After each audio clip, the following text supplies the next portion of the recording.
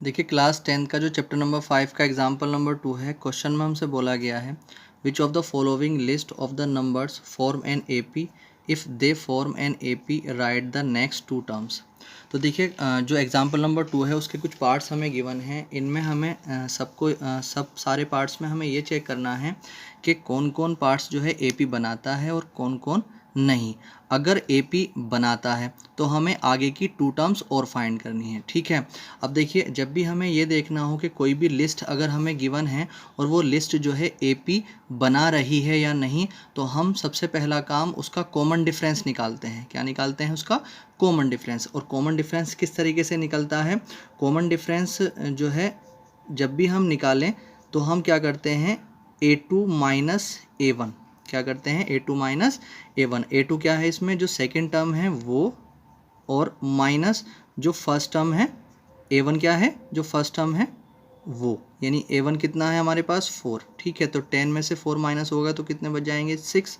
अब क्या करेंगे, फिर A3 माइनस आप A2 निकालें। A3 कितना है आपके पास? 16, और माइनस जो A2 है आपके पास वो कितना है? 10। तो यहाँ पर आपने देखा 16 में से 10 अगर माइनस करेंगे हम तो यहाँ पर कितना बचेगा? 6 बचेगा। फिर से आप क्या करें, A4 माइनस A3 निकालें।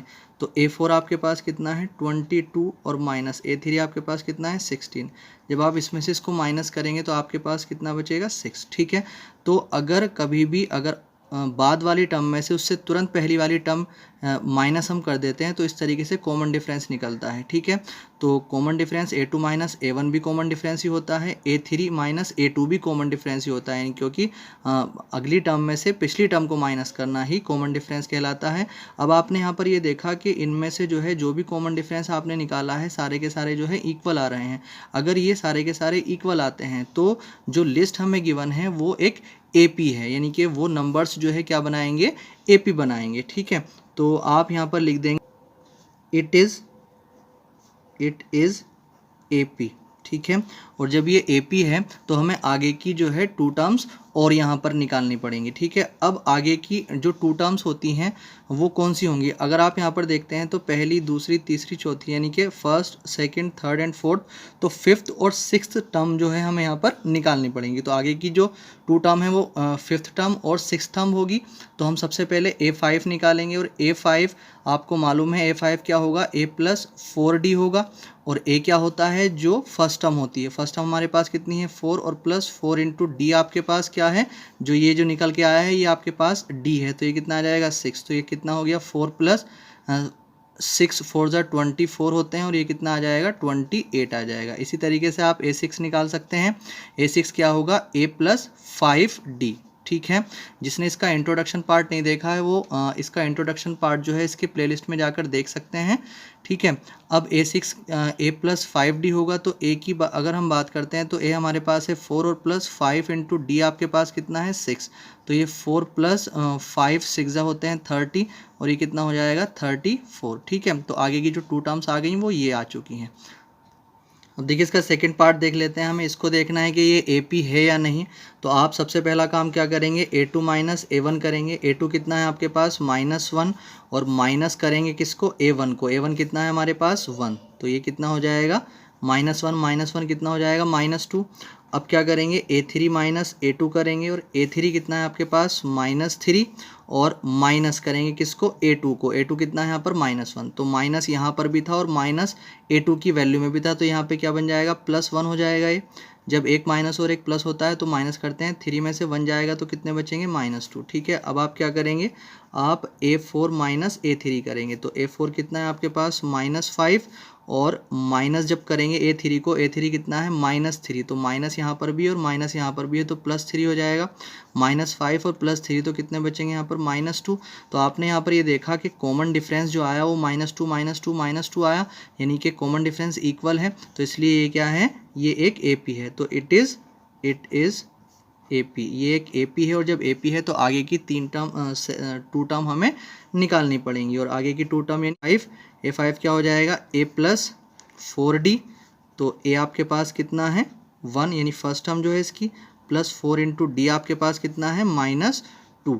तो यहाँ पर आ जाएगा 1, और ये प्लस ये माइनस, प्लस और माइनस की मल्टीप्लाई माइनस, 4 टू ज़ा कितने होते हैं 8, एक प्लस और एक माइनस तो माइनस होता है, 8 में से 1 जाएगा तो कितने बचेंगे -7। ठीक है, अब आप यहाँ पर क्या करेंगे A6 भी निकालेंगे और A6 क्या हो जाएगा A + 5D। तो A आपके पास यहाँ पर कितना है 1 है और प्लस 5 इंटू D कितना था -2, तो यहाँ पर 1 आ गया और प्लस और माइनस की मल्टीप्लाई माइनस आएगी, 5 टू ज़ा कितने हो जाएंगे 10 और यहाँ पे जब इसमें से माइनस करेंगे तो -9 आ जाएंगे। ठीक है, ये इसका आंसर हो जाएगा। अब देखिए इसका थर्ड पार्ट देख लेते हैं। जब इसके थर्ड पार्ट में हम देखेंगे तो यहाँ पर जब आप A2 - A1 करेंगे तो ये A2 कितना है आपके पास 2 और A1 कितना है -2। तो जब माइनस आप करेंगे और माइनस इसमें भी है तो क्या हो जाएगा +2 हो जाएगा और ये कितना हो जाएगा यहाँ पर 4। ठीक है, अब आप क्या करेंगे यहाँ पर A3 - A2 करेंगे। जब A3 - A2 करेंगे तो यहाँ पर कितना है -2 A3 और फिर माइनस करेंगे किसको A2 को। A2 कितना है हमारे पास 2, तो ये कितना आ जाएगा -2 हो जाएगा। अब जब इन दोनों के दोनों माइनस माइनस के होते हैं तो उन्हें ऐड करते हैं और साइन माइनस का आता है तो यहाँ पे कितना हो जाएगा -4।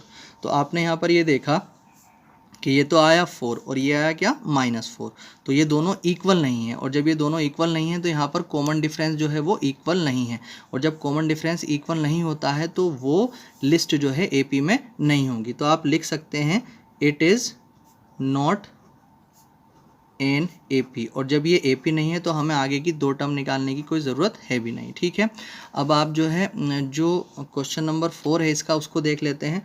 तो यहाँ पर आप क्या करेंगे A2 - A1 करेंगे। पहले A2 कितना है आपके पास 1 और माइनस A1 भी कितना है 1, 1 में से 1 गया कितने बचते हैं 0। अब आप क्या करेंगे A3 - A2 करेंगे। A3 कितना है आपके पास 1 और माइनस A2 कितना है वो भी कितना है 1, तो यहाँ पे कितना आ गया 0। ये तो अभी बराबर आ चुके हैं मगर अभी आगे आप देखेंगे अगर A4 - A3 करते हैं तो A4 है 2 और माइनस A3 कितना A4 2 है और A3 कितना है आपके पास 1, तो 2 में से 1 अगर चला जाएगा तो कितने बचेंगे 1।